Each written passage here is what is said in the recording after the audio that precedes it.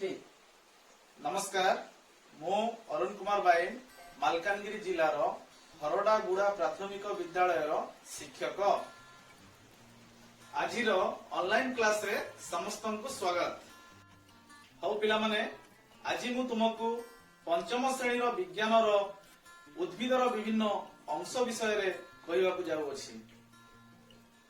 मो पाखरे मु घरे रही वीडियो शूट करुथिबारु मो पाखरे कलापटार अभाव रही तेणु मु गोटे गछटी आनिछि तम पई। तो चलो पिला माने क्लास टी आरंभ करिबा। प्रथम आमे गछटी को देखिबा। गछर विभिन्न अंश जहा अछि एठारे आमे कोडाकू कोन बोली कहिबा ता प्रथमे जानिबा। आमे गछर एई अंश को आमे मूल बोली कहिबा। गछर एई अंश को आमे कोन कहिबा मूल बोली कहिबा पिला माने। ठीक अछि। तो मूल रे एई छोट छोट जो अंश जाक अछि ताहा को आमे चेर बोली कहिबा। बुझिया ना या को आमे कोन बोली कहिबा चेर बोली कहिबा।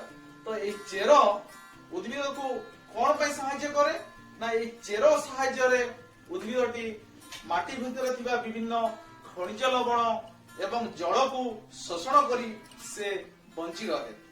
ठीक अछि बुझियला। तो एबे आमे ऊपर अंश को जीवा।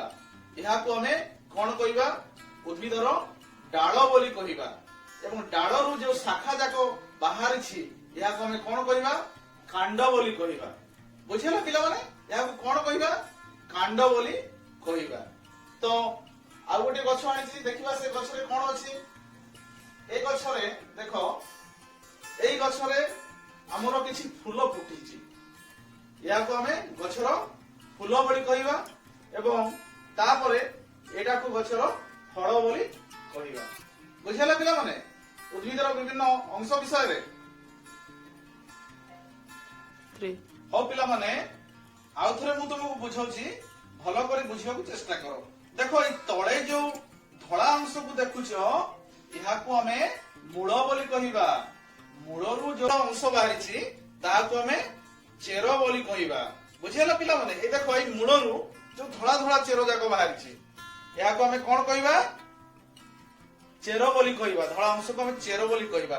ता देखो पिला माने मु जेउटा को धरिछि या को हमें कांड बोली कहिबा। बुझियला या को कोन कहिबा कांड बोली कहिबा। देखो या को कांड बोली कहिबा एवं कांड ऊपर एटा को हमें कोन कहिबा पत्र बोली कहिबा। बुझियला पिला माने या को हमें कोन कहिबा पत्र बोली कहिबा।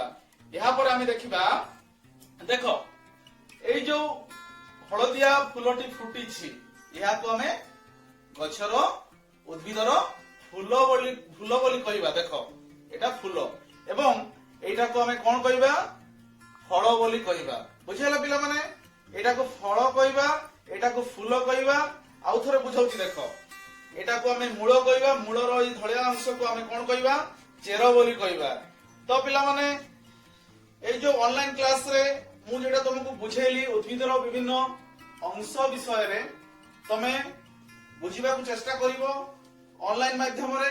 जदि कहार किछि असुविधा रहिबो कमेंट बॉक्स रे मते शेयर करिवो मु ताहाकू ऑनलाइन माध्यम रे समाधान करिबा को चेष्टा करिवि। समस्तंकु बहुत बहुत धन्यवाद।